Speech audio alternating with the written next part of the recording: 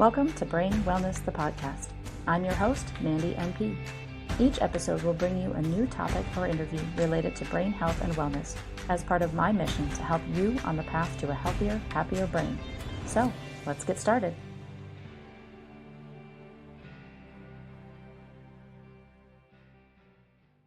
Hello, everyone, and welcome back to another episode of Brain Wellness, the podcast. My guest today is Dr. Barbara Minton. Dr. Minton is a trailblazing psychologist, musician, neuroscientist whose innovative work bridges the powerful intersection of music, neuroscience, and emotional healing.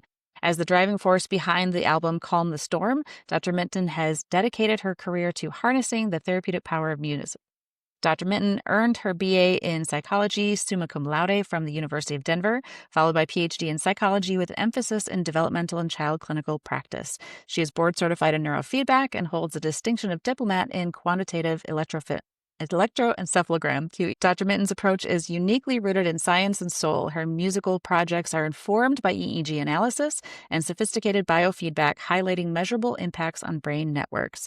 Whether supporting clients through neurofeedback, presenting groundbreaking brain research, or inspiring audiences through music, Dr. Minton's work is a testament to the healing potential of integrative science, creativity, and compassion. Thank you so much for being here today, Dr. Minton.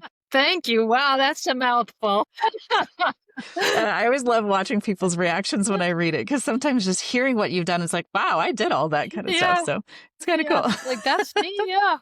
Okay. Yep. And there was even more that I could have included in it, but I try to give enough to get people interested, but not too much that they're listening to a bio for 15 minutes. Yeah, exactly. So thank you. And as we were talking before we hit record, I have a huge background in music.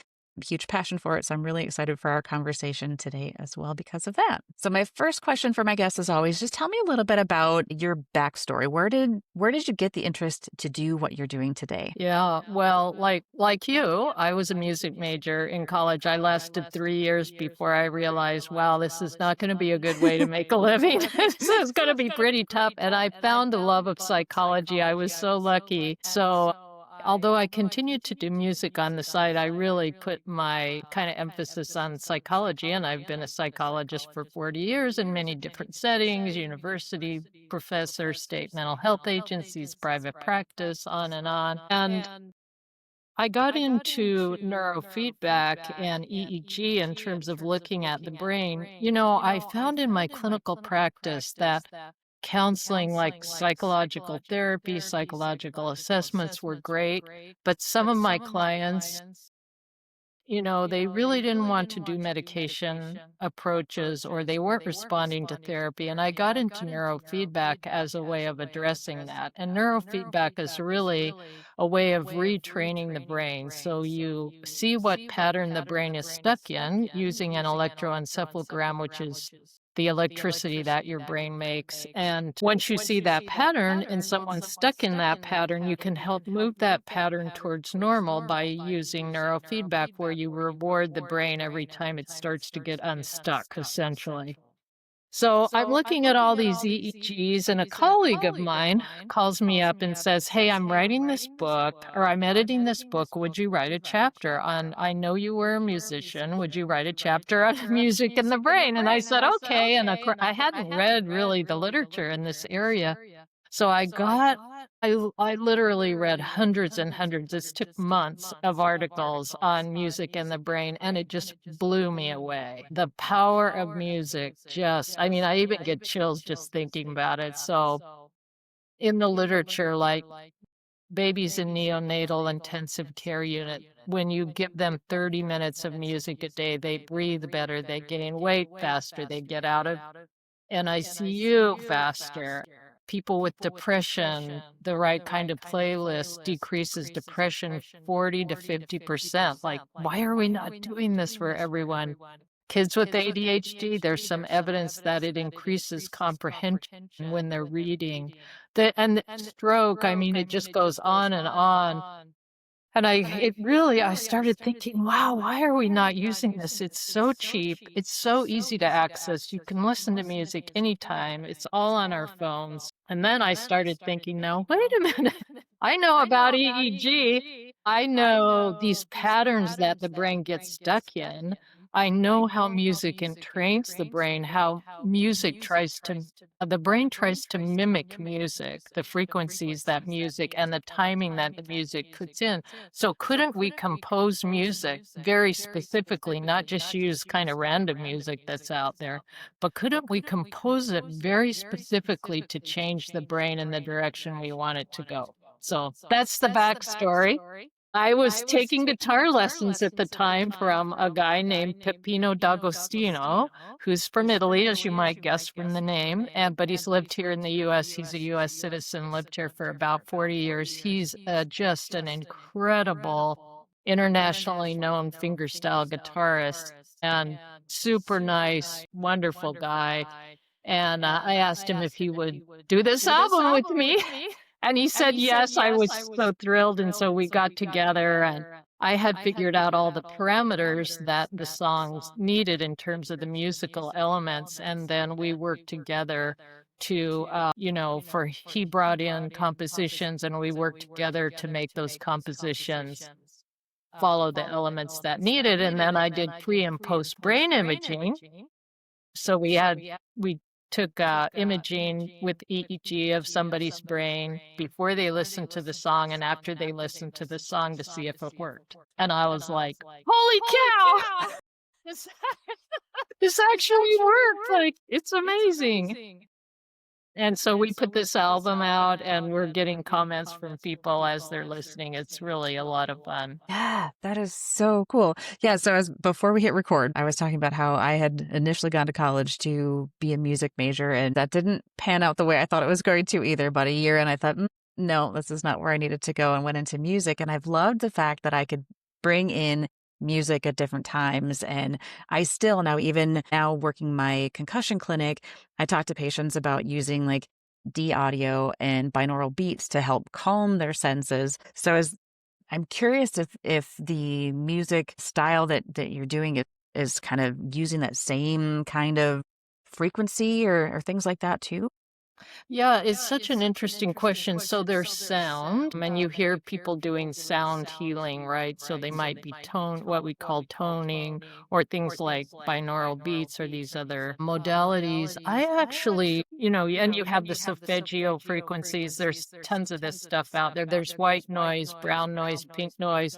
All these things have a very interesting effect on the brain. I actually moved towards music. I kind of put music in a little bit different category because people like to listen to music. So if you do binaural beats for a long time, unless they're embedded in something, it can get kind of old. I mean, this is just my experience. But if you have a song you really like, I mean, we've had clients listen to the same song in my office for, 60 hours because it's your song, right? It's beautiful. It reminds you of something. I just got a text from someone over the weekend that said, oh, I've been listening to your album like 3 times a day because not only does it calm me down, but it calms my dogs down. Wow, that is so cool to hear. So there's something about a song, about music with a beautiful melody that just I think is more fun and interesting, and so I kind of went in that direction. But Yeah. these other things do have an effect. I mean, we could spend 4 hours talking about binaural beats because the research on them is a little bit iffy, and trying to tease that out is really super interesting. But when you're in clinical practice, maybe what you care about is whether for that patient or that client, or if it's you, you care about, for me, what am I feeling? And asking that question is so important because most of us don't hook in very well to whether music or what we're listening to is making us feel better or worse. And when you can start to access that, it makes a difference in some of your choices. I don't know Yeah. what you've experienced that. Yes. Oh, yeah. I found out through about the 8D audio, for example, through somebody that was trying to help me learn to calm my autonomic nervous system after my own brain injury. And it was fascinating how just having this music go from one side to the other in kind of a wave-like fashion did actually calm me down. So it's fascinating how we can use different sounds to create changes in our emotions and our nervous system, things like Yeah. that. And tempo is one of the big things, tempo and rhythm. So the beat of the music. There's so many interesting studies in this domain. Like there's one where it actually like helps the immune system. So, and we don't know if it's a direct effect or if it's an indirect effect by the fact that you're normalizing the arousal system of the brain. So, we have the sympathetic nervous system and the parasympathetic nervous system, and the sympathetic nervous system is the activated nervous system, which it can be good to be activated. But when you get too activated, that's bad because it puts all these chemicals in your system, one of which suppresses the immune system. So if you're trying to recover from something, you usually don't want to be like super activated. And you think about it so kind of biologically, like, why is it when we're sick we want to rest? It's almost as if our bodies know that we need to activate that calming system of our brain and let our immune system start to function better. And so I think, with brain injury, it makes a lot of sense to use music and other modalities that help bring yourself into that really regulated state, or as regulated as you can. Sometimes you can't get there totally, and you want to be compassionate towards yourself.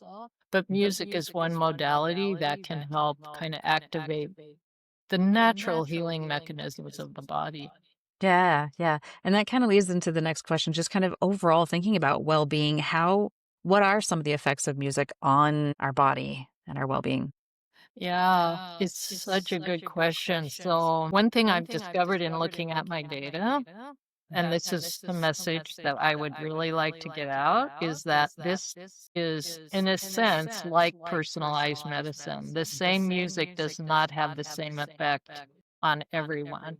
And it depends on what you bring into the situation. And so, when you think about your own music choices, you want to think about this. So, I had done a previous album with another amazing guitarist, Callum Graham, and we wanted to make beta. Well, beta in the brain is that bright-eyed, bushy-tailed way where you're on and you're listening and you're remembering everything and you're taking notes and you're going to get an A on the test of life.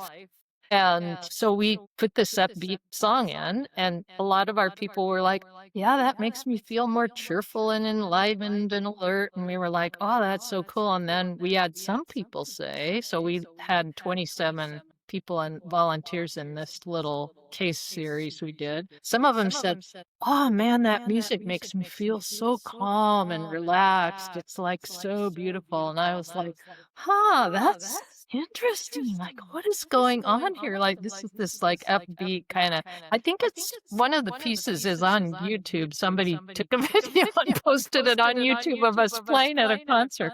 If anybody wants to try to find it. So I went back and looked at their brain imaging. Well, this person was like super, super highly activated. So you can imagine if you're like way up here and somebody plays something that's upbeat, but it brings you from here to here, so from more activated to slightly less activated, you're going to feel calmer. So what you bring into the situation makes a huge difference in how you experience the music. So it isn't that music does stuff to us, it's that it interacts with what we bring to the situation to create a state. And if you're super activated and you're on the phone on hold and and they're playing that really, really calming music, you don't, I mean, most of us don't like that, right? It's like insulting. Yeah. It's not Yeah. calming Yeah. us down, it's Yeah. making us more angry because it's interacting with what we're bringing to the situation. So this is what we need to think about, and anybody that wants to use music for themselves, or if you're in a clinical practice and you want to use it with clients, it's not just a straightforward thing. There are some pretty straightforward effects, but we always want to be alert to the individual differences that people bring in. Does that Mhm. make sense?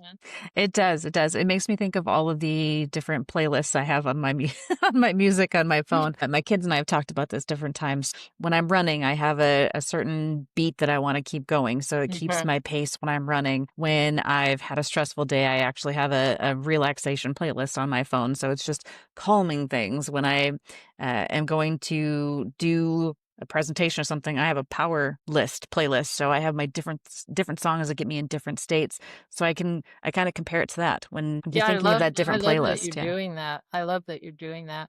And you know how some people will say, like, you always hear in the clinical literature, like, well, don't have people watch TV. You shouldn't watch TV to fall asleep. And I would have clients come in and say, I have to watch TV to fall asleep. And I'm thinking, this is working for them. Like, there's a reason this is actually working for them. And I think the reason is the same thing. If you're super activated, you need some input so your busy brain can calm down a little bit. And Mhm. so maybe that super calming music isn't a good match. Maybe the match is something that gives your brain something to do to knock it out of that ruminating cycle. Mhm. And then you can step yourself down through other music so that you can go down through these other waves and get yourself to sleep. But it's interesting, these songs on this album are mostly at a pretty moderate tempo, moderate to slow tempo, and we've had many, many people say that they fall asleep listening to it, and when I looked at the Insomnia Network, if you go to the website, which is musicandhealing.net, and go where it says "New Album" and scroll down to the bottom, you can see where I posted some pre and post imaging on the I don't know if you looked at Oh, it, the cool. pre and post imaging on the Insomnia Network.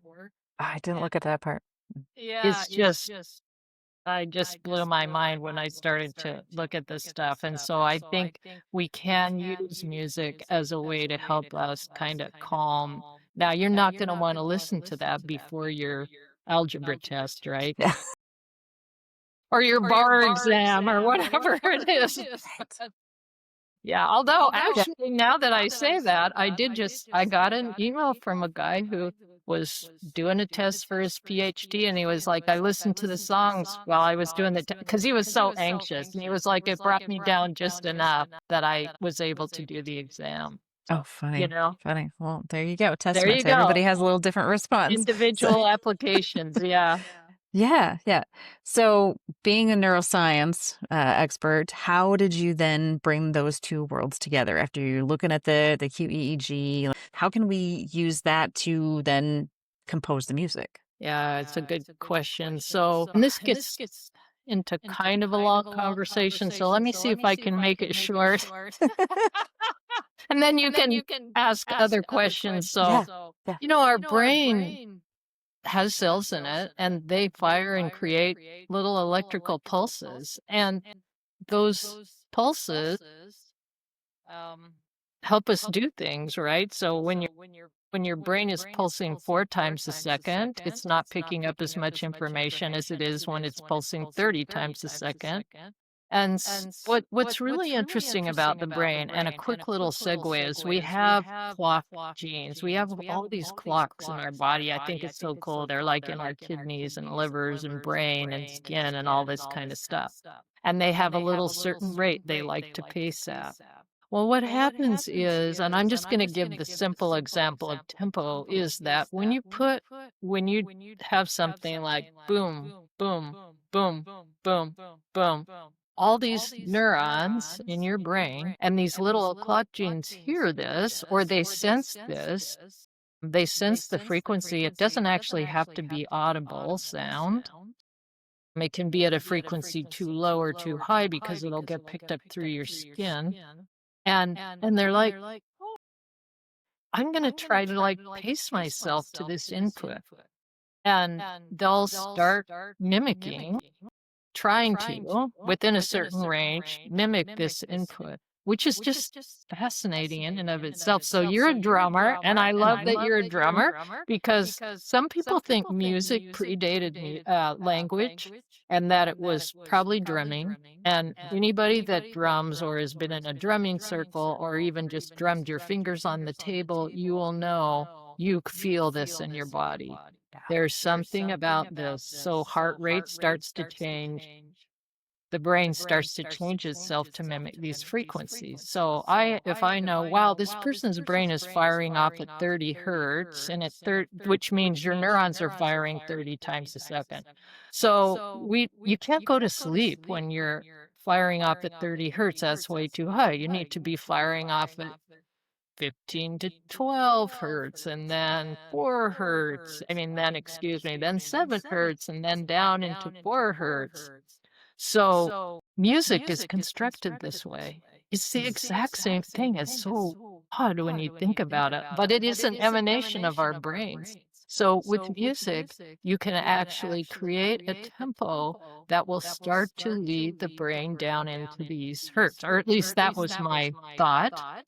And then you also want to use timbre. So timbre is the color of a sound, like a brass instrument sounds different than a violin. And those frequencies are also picked up and mimicked by the brain. And so there's many elements in music, rhythm, phrasing, all these things. The brain tries to mimic this stuff. And so that's how I made that connection.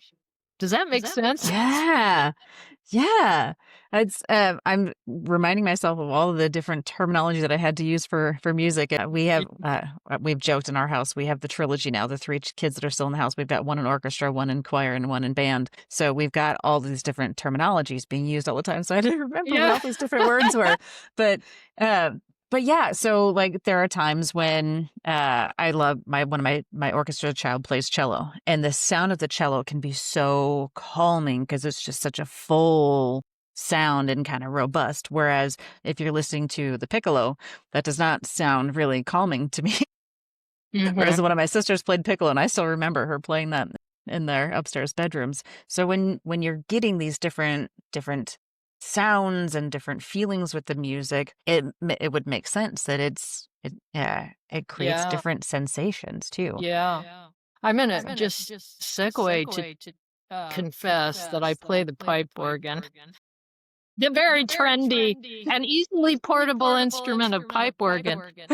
And one of the really interesting thing about the pipe organ is it makes the lowest note. Many pipe organs have notes below hearing on them in the pedals, and it makes the highest note of any instrument, and you have many different colors. And the guitar, one of the reasons I picked guitar for this particular album is the guitar, and especially nylon string guitar, which is what Pepino played on this, has a very warm sound. So you have this warm, intimate sound of the guitar with this deep, resonant sort of structure. So I'm just holding pipe organ chords behind him. You have this deep, resonant kind of container of the pipe organ, and so the body just kind of goes off. And these timbres mean a lot. Like if we played the same thing with an electric guitar, you would notice the difference, right? Yeah. Yeah, absolutely. Each instrument has a different sound in it, and I'm gonna have to go listen to this album now because I'm really curious how it all came out. But I taught myself how to play the acoustic guitar at one point when I was younger, so I could play with our church group. And don't ask me now; I couldn't play a lick of it anymore. But there's something very relaxing when you get into that music, and it's kind of like when different people have different tastes in music too. So I suppose as you're looking at all of this, you have to take that into consideration a little bit as well, because for some people, heavy metal music is relaxing, whereas that gets my heart pounding, and I need like the orchestra sounds to calm me down a little bit. But even kind of taking all of that into effect as you're finding the results and the feed from these people right now, does it seem to matter what kind of taste in music people have, or does this? Do you get kind of the same outcome, I guess? I'll tell you an interesting piece of research on this, and then I'll tell you my answer. The interesting piece of research is some researchers, some very courageous researchers, did a study where they had people listen to music that they didn't like. and it still entrained the brain, and they got Mm, the result. So you don't have to like the music for your brain to respond to it, but come on. I mean, my answer to this is you're not gonna listen to it if you don't like it, like, so I think that's very interesting. Glad they did that study because it tells us yeah. that these elements are powerful, and regardless of whether we like it or not, it's impacting us. We have to think about what we're exposing ourselves to. I think that's one of the little interesting findings here. But yeah, you want to listen to music you like, and not everybody likes nylon string guitar. And so, if you don't like nylon string guitar, you might be like, well, maybe what other music is out there of some oboe that I like? Maybe I like oboe, or maybe I like electric guitar. What other music is out there that has similar characteristics? I mean, I'd love to. This next album, we're working on one for people with PTSD, and we're having a wider variety of instruments. But the two most instruments that people like to listen to, two most popular instruments, piano and guitar. So that's why we chose guitar. Yeah, So yeah, there's that something makes about sense. these 2 instruments that, for most people, create it's rewarding. Yeah. Yeah. Yeah. And I love all the research that has gone into music and the brain because I remember looking at different things periodically as I've gone through my different experiences in school and then now in practice for years. And I think the most profound thing related to music and the brain that I ever saw was when I went to a stroke conference one time several years ago that the keynote speaker had had a stroke and was left with aphasia, couldn't speak very well in full sentences, just in conversation, but they were an opera singer and came on the stage and sang an operetta, and it was one of the most beautiful things you've ever heard. And you would never guess that that person had aphasia. So that music gets entangled in our brain and it can help us in so many different situations. I'll tell you one really, really interesting application in stroke and other head injury, and I Mhm. just man, this is something I'd love to get out there in the real world, is that different genres of music activate different parts of the brain, and in the brain, we have these things called Brodmann areas, and they're areas of the brain that sort of do different things. They're kind of. But the Yeah. brain's all network, so, this gets into all this stuff, but this gets into some of the weeds. But anyway, different genres of the brain will activate different genres of music will activate different Brodmann areas in the brain. So if you can locate where the stroke is, or you can locate where the head injury is, we can develop a general idea of what type of music will start to activate that area of the brain. And that was when I first started into this, I was doing this workshop that we do on music, the brain, and healing at a church in Boise. And the woman who answered the phone was like, "Man, my husband just had a stroke, blah, blah, blah. I believe in the healing power of music." And I said, "Well, can you tell me where it is?" And she told me, and I went back to the research literature and looked this up. And I said, I think this particular type of music would be worth trying. We don't know. This could be completely correlational. It could be happen by chance, but she had him like start listening to this music over and over. And the next day he got up and walked. He'd been having a hard time walking, and nobody could Wow. believe it. They were like, "What?" I can't remember if he went up the stairs or exactly what it was, but she called me up and told me. And this is the kind of potential we have with music because it affects the brain so strongly. But we've all gotten trained to stay in our little lane, as professionals. So musicians are not working. Musicians and neuroscientists and physicians and nurses are not working together on these issues, right? We're not very good at integrating. We have Yeah. integrative medicine, and we're just starting to learn how to do this. But anyway, I think that the potential for music and head injury is huge. I mean, it's Yeah. huge. And you can take it home, right? That's what's so cool. You don't have to go into the clinic. So you go into the clinic, you have your treatment, you come home, you can listen to music and it's pleasant, right? You can listen to it before you go to bed, while you're eating. Yeah, Mm-hmm. it's pretty Mm-hmm. cool. Yeah, I love that idea. So in the stroke world, we've had CT and MRI that we can and diagnose, and we can say exactly where the stroke is. We've had that for decades. And in the brain injury world, the other acquired brain injury, like traumatic brain injury, we haven't had real good imaging to show where that injury was.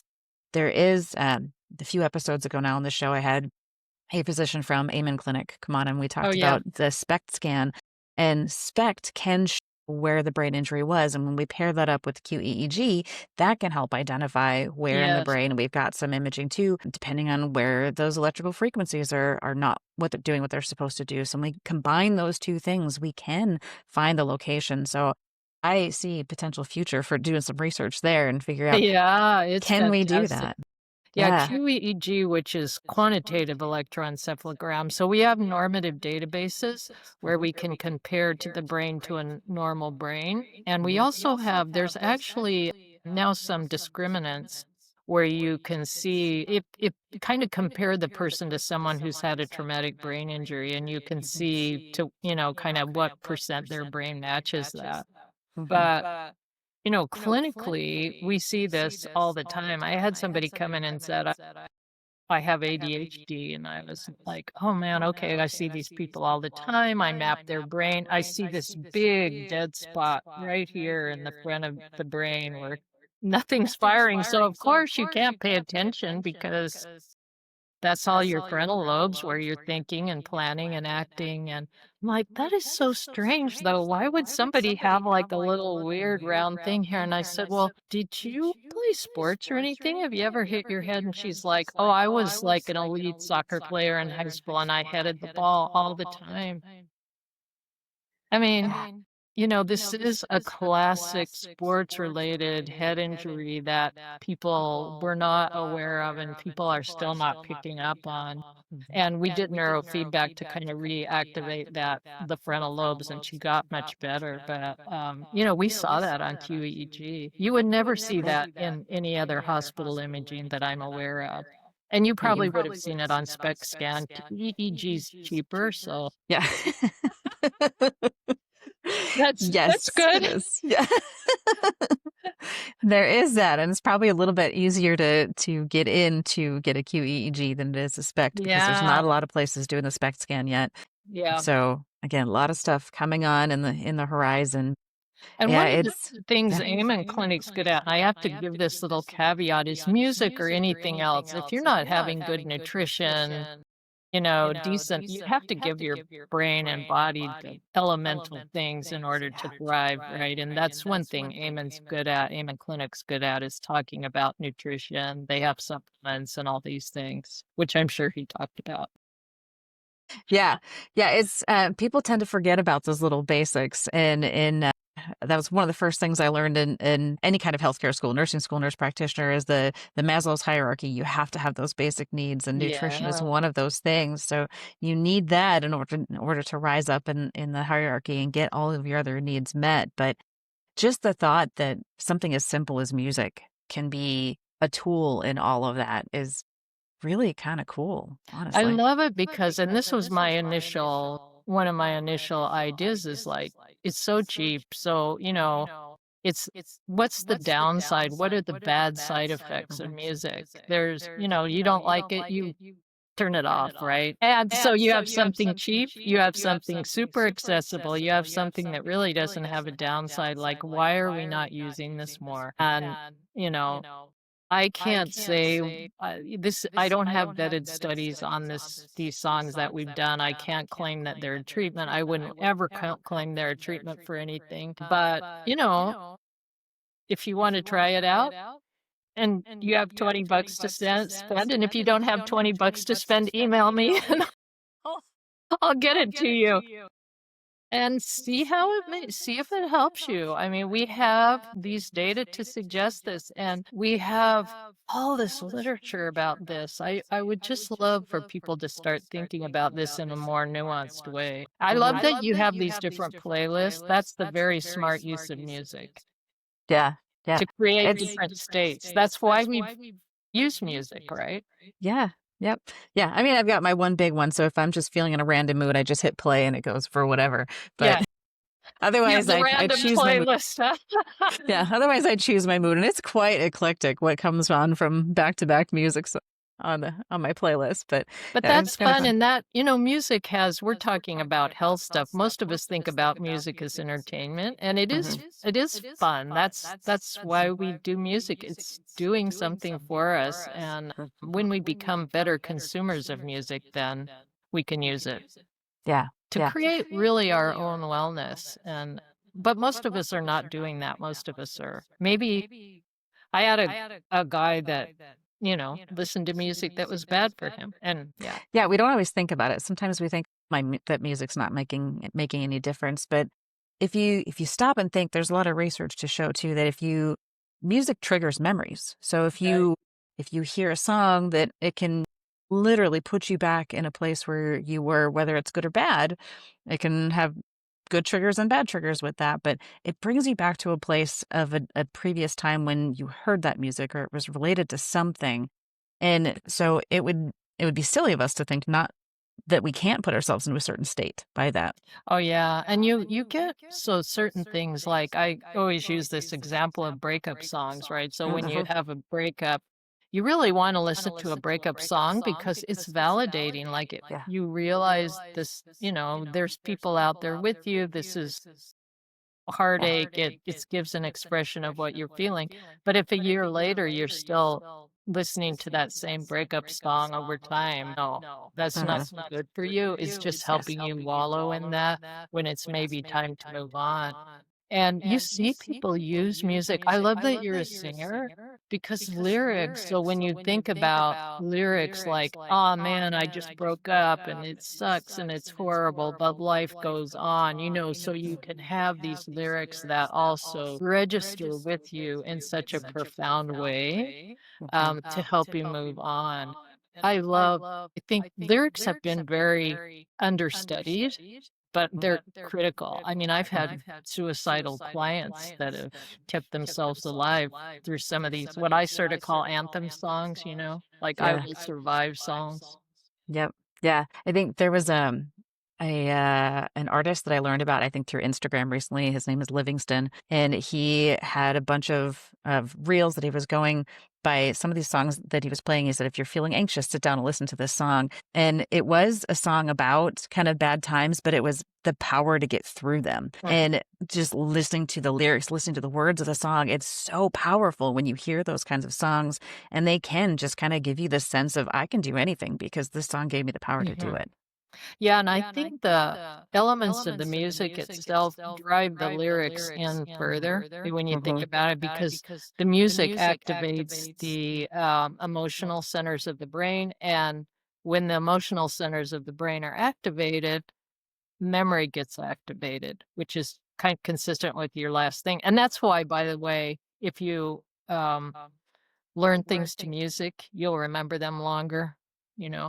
So you got to think about that with lyrics. And I think a lot of inspirational songs are this way. So you think about Amazing Grace, for example, which some of these songs that have, or Let It Be, the music drives the lyrics so deep inside people. And that's why these songs have lasted, I think, for hundreds, many, many years. Well, Let It Be isn't that old. Yeah. It's gonna be Feels like it yeah, sometimes. it Yeah. feels like it. It feels very, yeah, so music, this is just another application of the power of music. Yeah. So, Exercise is amazing. I mean, all athletes, come on, everybody trains to music. Of course we yes. do. It Yeah. teaches our bodies. I think that's the number one thing I see online is people are always looking for that next playlist for when they're working out or running or Exactly, whatever. you're So right. everybody shares their playlist for that. So Yeah, I yeah. don't think Calm the Storm would be the right one for jogging. You can skip it for that. Yeah, might not quite have the beat for that one. Yeah, chronic pain, that's another issue. After you have your injury, you have your Achilles tendonitis from running too far up hills, then you can listen to it. Yeah. Listen to it to come back down again. So then being a neurofeedback, practitioner, do you incorporate the music into the neurofeedback? I do, and that's actually one of the ways I got started because Okay. I actually years ago I thought, wow, wouldn't it be cool if we could like have one part of the brain play like the percussion, one part play the, melody, one part play the harmony, sort of like the brain is garage band or something. And so I actually worked with a programmer and we put software together to do that. And I just took little songs that I composed. So I've been using that in my clinic and some other people have bought that software for years. And it's really kind of cool to listen because the different parts of the music come in as the different parts of your brain meet the criteria to come back online. And then you're like, Wow. well, I'm playing the whole song. So cool. Then we make it harder and you're not the whole song anymore. Yeah. Yeah. But this is adding another element because at that time I wasn't really thinking of the entrainment value. So it's like not only do you get to have the fun of playing this, but it's also entraining your brain. So the neurofeedback's pushing your brain, the music's pushing your brain, like everything is just giving your brain some help to go where you want it to go. Yeah. Yeah. Oh, that is so cool. That is so cool. Well, Well, I'm looking at the it's clock, and I fun to think we do. could. Yeah. So looking at the clock, I think we can keep talking all day long, but we Yeah. probably should wrap it up a little bit here. Do you have any upcoming events or projects that you'd like to share with our listeners? Well, I think people can go to musicandhealing.net, which is just musicandhealing.net, N-E-T. Remember the net part. Yeah. And get on the mailing list, and we'll mail you out when we have stuff going on. We are going to do something in November here in the California kind of Bay Area around San Francisco on music, the brain, and healing. And this is where I go through all the research on the different conditions, which is just so cool, and how music affects the brain, how to create playlists for yourself or your clients or patients. And then Pepino comes and plays music live, and you get to hear like the real effect. I mean, there's nothing like live music. The frequencies are just really hitting you. And that is a killer fun workshop. And so we'll be doing that sometime in November, but I don't have the date quite yet. And so that'll come out if people want to go on the website. That'll come out and they can be informed. Awesome. And people are always welcome to email me at drbminton, Dr. B. Minton at gmail. Awesome. And then I think you sent me a couple different social medias. Where else can people find you if they want to learn more?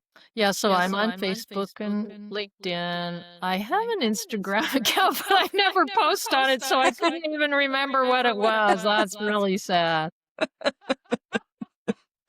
No worries. There's only so many hours in the day, so yeah, I'm probably most active on LinkedIn and then Facebook. Okay. But And I will include all of those and the website in the show notes too, so people can find you and they don't have to write it down while they're listening. Yep. Very good. Any last words of wisdom you want to share with our listeners before we wrap up then today? Oh gosh, I'm not that wise. You know? Pick music think about what music does to you. I think that would be my best words of advice. I mean, you're such a great example of this. Like, I would say, follow you. Use music to heal and help yourself, and start thinking about it as a tool for wellness. Yeah. Great words to end on. Thank you so much, Dr. Minton. You're welcome.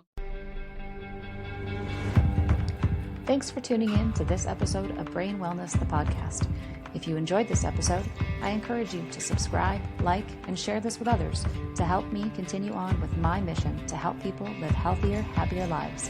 Go to www.brainwellnesssolutions.com to see what I'm up to and get links to all the social medias there.